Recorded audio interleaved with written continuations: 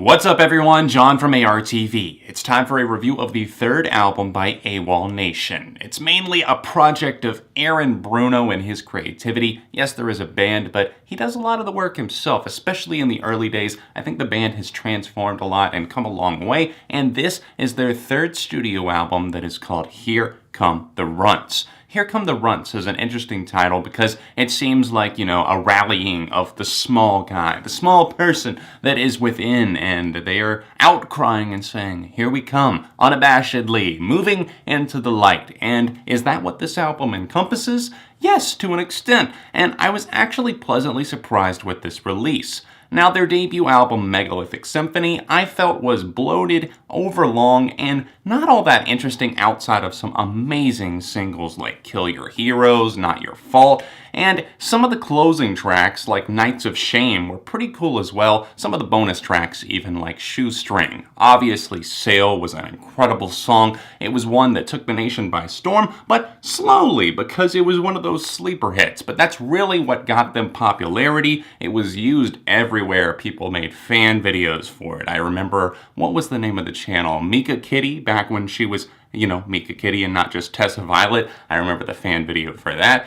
I remember hearing it everywhere and being intrigued as to what is this weird sound. And then I found out that it's Aaron Bruno, formerly of Under the Influence of Giants, a band that I actually listened to back in the day because of their song Mama's Room. And that's something that got me into that band. And then all these years later, it's just Aaron Bruno doing something else. I found their sophomore album Run a much better album through and through. It had darker moments, it had edgier themes, and it just felt more consistent. But with AWOL being in the name, leaving without absence, I feel like he kind of left the norms of what albums could be and should be, I suppose. He was making what he wanted to, his own art, and I can respect that. I just don't think that really either album had a ton of replay factor outside of some songs. But trust me, the ones on Run that did stand out, they stood out big time. I'm talking everything from Windows to Kooks Everywhere to the lead single Hollow Moon Bad Wolf, and even the title track, especially Run. That one got overused on Vine back when that was a thing, but hey, still,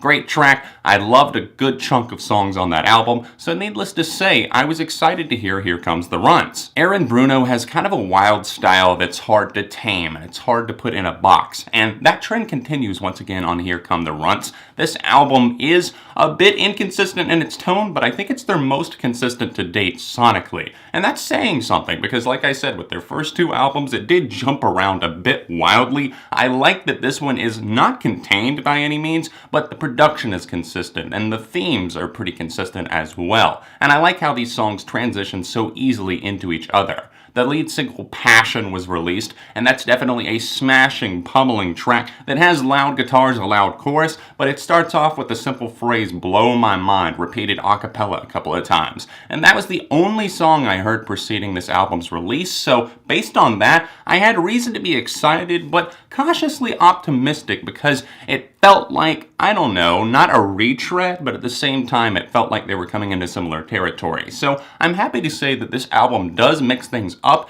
it's just that it's not always incredibly interesting. Don't get disappointed just yet because there are a hell of a lot of good songs here. From the whistling My Molasses that has some great lines on it, I do in general on this album think the lyrical content is maybe just a tick better. I like the line on My Molasses that says, I'll hold back my tears so I don't spoil your wine. That track is really good, kind of a smooth, sultry jam. And then the track 7 Sticks of Dynamite totally grew on me. That one, the first time I heard it, I just didn't know what to think of it. It's so slow, it's an acoustic guitar and falsetto vocals. And on this record, expect everything from falsettos to screams to rapping. Yes, rapping from Aaron Bruno. And it somehow, for the most part, works really well. And that kind of blew my mind. But with 7 Sticks of Dynamite, I feel like this is a track that really gets that slow burn effect. It really does it right though. It doesn't just keep you on the line for no reason. Like I said, the first time, I was kind of scratching my head like, what is this? But by like the third or fourth listen, I'm over here like, who wants to dance? Who wants to slow dance? Except I can't do the falsetto vocals. By the time that we get to the end of this cataclysmic track, we actually have so much movement and change. The drums come through and the guitars feel a little bit more supercharged, and we get some yelled vocals from Bruno. This track really just comes full circle, and I love how he makes it all pay off. He does that not only here, but on other tracks on this record. He makes it all worthwhile. Handyman starts off slow, for example, but actually builds into a really solid chorus that once again does feel more personal. The guitars here are really nice, a different tone. A little bit of the guitar work here can feel mundane just because if you listen to AWOLNATION, you know that they go for the similar tone a lot of the times. That kind of chugging, deep guitar tone that gets used on some of these tracks like Miracle Man, Jealous Buffoon, Cannonball. It's not that it's bad by any means, it's just very familiar. I really feel like the first half of this record is stronger than the second because the first 7 songs here are all great. It opens up on the title track, the anthemic Here Come the Runts. That one has some great synth work, definitely a bit digitized like you remember from AWOLNATION in the past, some great electrifying guitars, and just another great and charismatic performance from Aaron Bruno on the microphone. A great job with the vocals there. And then that moves into Passion, which I already complimented. But the best thing about that is the fact that it seamlessly bleeds into the next song's Sound Witness system. But that one is rapped. For the most part, it is rapped from Aaron Bruno, and it's incredible. I thought it would be so cheesy when I heard about this, and when I heard it for the first time, I was even thinking, is this cheesy? But he's over here pulling it off, and I really don't know how, but he's pulling it all together, and then by the end of the track, the guitars are going, and he starts singing at the very end, and I'm over here left with, once again, me saying, wow, okay, Aaron Bruno, I'm sorry I underestimated you. Miracle Man reminds me of how much fun I had listening to AWOLNATION in the first place. Some of the singles on the first album, like Not Your Fault, Kill Your Heroes, those are ones that I could just cut loose to, and Miracle Man, I feel like I want to go jog around the neighborhood to this. I even want to run in place. I need a miracle, a miracle, a miracle, man. It's just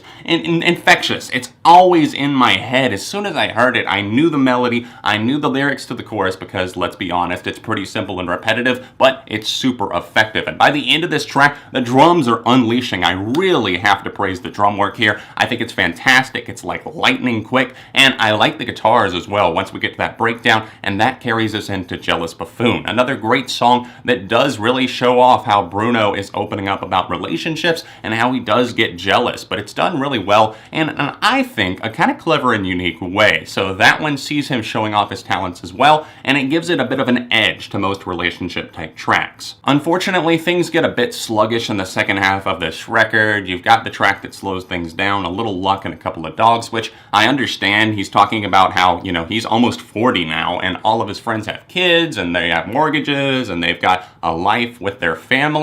And he's out here on the road playing music, and then that moves into Table for One, which is kind of a lonely tune, but unfortunately I can't help but feel like this one is so formulaic, it really doesn't do much for me whatsoever. Then we have The Buffoon, not to be confused with Jealous Buffoon. That's an instrumental track that comes right after Tall Tall Tale, which that one I do like. It's not the best or most charismatic on this LP, but still it gets the job done, and it has me thinking I could come back to this in the future. But right after that we get The Buffoon, and we get the closing moment, Stop That Train, which I don't really see all the hype for. I've already seen a lot of fans really praising this one, but it's a 6-minute song and there's not much substance in the lyrical content. It feels like at the first part it's going to be a track about him having to have all this pressure on him to put out new music, and he's saying every track has to be gold and using the comparison of like trains and railroads and everything like that, but it doesn't really do that. It just keeps going, and I like some of the instrumentation here for sure. I like the crunching guitars towards the end of the track as well, and just how loud and kind of venomous it gets.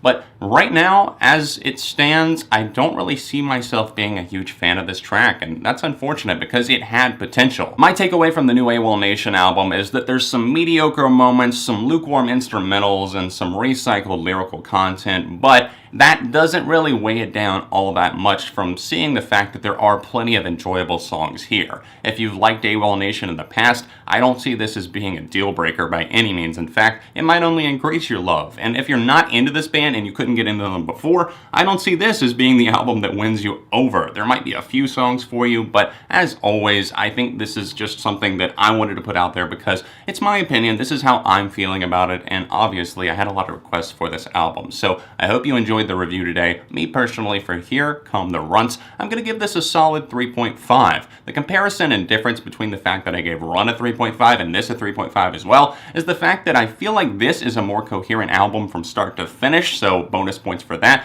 But the songs from Run, the songs that I really did like, despite the fact that I don't feel like it was a cohesive project, the songs stand taller that I really love. Not quite as tall as all of the ones that I like from this project, but in the end, they kind of equal each other out. Thank you so much for watching my review of the new AWOLNATION album, Here Come the Runts. If you would like to see another AWOLNATION video, click right here. If you would like to see another recent review, it's right over here. If you would like to support me on Patreon, it's this annotation over in the corner of the screen, and all of my social media accounts can be found linked in the description down below. Other than that, I'll see you very soon right here on ARTV.